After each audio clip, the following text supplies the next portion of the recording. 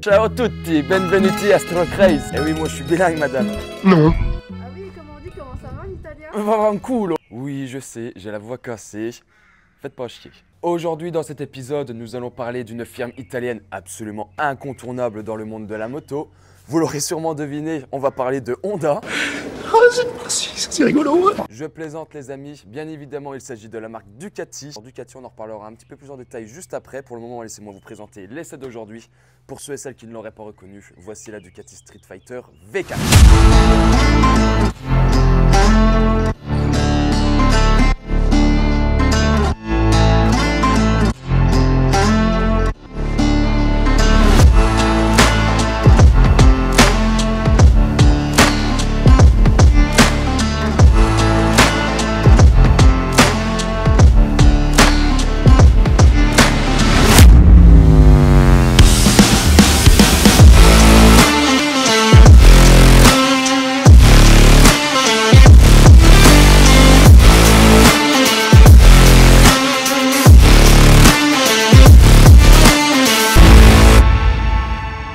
Rappel, Ducati est une marque italienne fondée en 1926 à Borgo Panigale dans le nord de la Bologne. Il faut savoir que Ducati est une société créée par trois frères, Adriano, Bruno et Marcello Ducati, et qui à la base s'appelait Società Scientifica Radio Brevetti Ducati. Ils seront donc spécialisés dans les condensateurs et les appareils radio. Ils créeront d'ailleurs le premier rasoir électrique d'Italie ou encore les objectifs 16 mm d'appareil photo ou bien encore les jumelles à vision nocturne. Arrive la Seconde Guerre mondiale et Ducati se retrouve dans une situation plus que précaire. C'est seulement à partir de 1945 que Ducati rentre dans le monde de la moto en créant dans un premier temps son premier moteur 49 cm3 4 temps qui était conçu à la base pour équiper les vélomoteurs. La particularité de ce moteur était qu'il avait des soupapes tirées et non des soupapes poussées. Alors les soupapes tirées et les soupapes poussées, on en reparlera peut-être prochainement dans une autre vidéo. Là pour le moment c'est pas le sujet.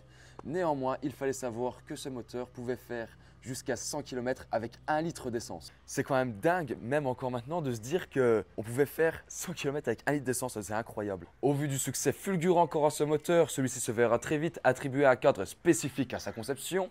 Et c'est comme ça que la première Ducati voit le jour. Celle-ci sera donc appelée Ti-Porterò sul Cucciolo, qui voulait dire « je t'emmènerai sur le Cucciolo ». Et donc vous l'aurez deviné, le premier nom de la Ducati sera Ducati Cucciolo quand elle sortira en 1952 il me semble. Nous voilà en 2020 et Ducati sort la version Roadster et digne descendante de la Panigale, la Ducati Street Fighter V4. Cette Street Fighter est dotée du même moteur que sa descendante la Panigale, avec un 4 cylindres en V 1100 cm3 Stradale qui développe 208 chevaux pour 201 kg. Donc autant dire que c'est absolument un monstre bourré de couple qui a un ratio de plus de 1 cheval pour 1 kg. À sa sortie, a atomisé littéralement la concurrence des roadsters sportifs. Accouplé à ce moteur, nous retrouvons un châssis périmétrique monobras avec une suspension arrière Öhlins et des fourches Showa intégralement réglables qui lui donnent une tenue de route à ce qui paraît qui est extraordinaire. Pour ce qui est du freinage, nous retrouvons des étriers Brembo 4 pistons sur des doubles disques flottants de 330 mm. Et pour ce qui est dans l'arrière, nous retrouvons un étrier Brembo aussi 2 pistons avec un disque de 245 mm qui lui donne un freinage à ce qui paraît qui est incroyablement précis et endurant. Pour ce qui est de l'esthétique, personnellement, je la trouve magnifique avec son aérodynamisme qui est vraiment très travaillé et des détails qui sont absolument somptueux.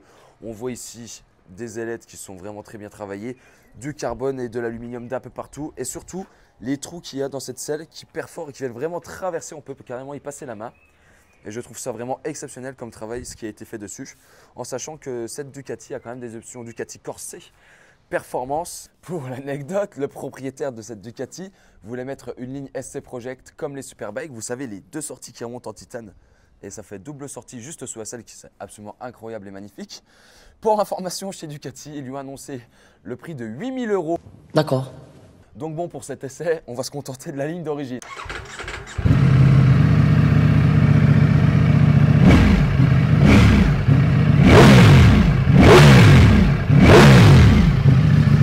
C'est beau, hein? Bon, on va les rouler, hein?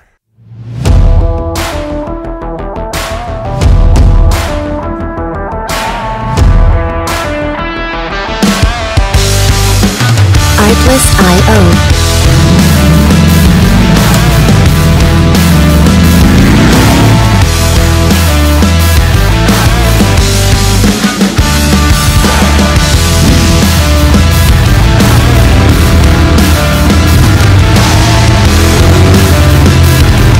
Music licensing reimagined.